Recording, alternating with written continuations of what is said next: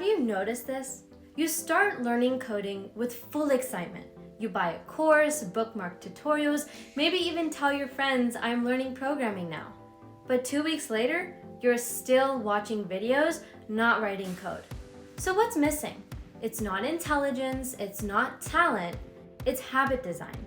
And today, we'll fix that using ideas from Atomic Habits by James Clear, applied specifically to learning programming and becoming a software engineer. The biggest mistake beginners make is treating coding like motivation-based work.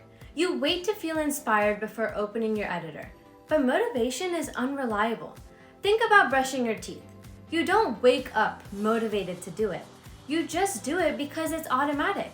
Successful programmers don't rely on motivation. They rely on systems. Now imagine planting bamboo. For the first 4 years, nothing appears above the ground. There's no growth, no visible progress. But in the 5th year, bamboo can grow over 80 feet in just weeks. Was nothing happening for 4 years? No, the roots were growing. Learning programming works the same way. Beginners expect daily visible improvement. Today I learned loops, tomorrow I should feel smarter. That doesn't happen. Instead, you feel stuck, confused, and slow.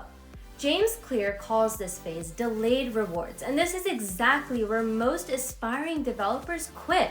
But if you stay consistent, skills compound quietly until one day, things suddenly click. You don't become a software engineer by finishing one course. You become one by showing up daily. Scrolling social media every day compounds into distraction. Writing a little code every day compounds into mastery.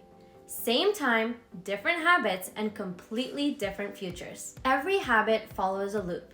First is the cue, then the craving, then the action, and finally the reward. So here's an example.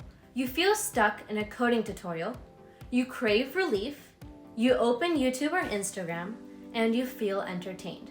Your brain learns that coding equals discomfort and scrolling equals comfort. Now let's reverse this. Instead of relying on your willpower, design your environment. Your laptop should invite you to code.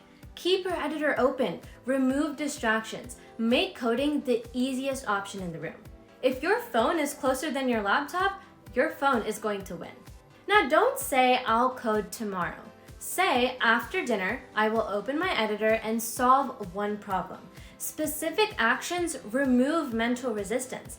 This is why vague goals fail and systems succeed. Your brain runs on dopamine.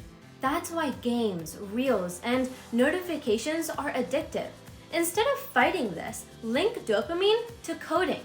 So only listen to your favorite music while coding, or only drink your favorite coffee during coding sessions, or maybe even watch your favorite creator after completing a coding task. This is called temptation bundling. Now here's the 2-minute rule for coders. Big goals create resistance, so shrink the habit. Instead of saying I'll code for 3 hours, start with one small problem, one function, or one bug fix. Once you start, momentum is going to take over. Now try this for 30 days. One small coding task per day, no 0 days. Comment 30-day challenge if you're in. If this helped you understand how to stay motivated while learning to code, like the video, subscribe to my channel, and share it with someone else who's learning programming like you. I'll see you in the next one.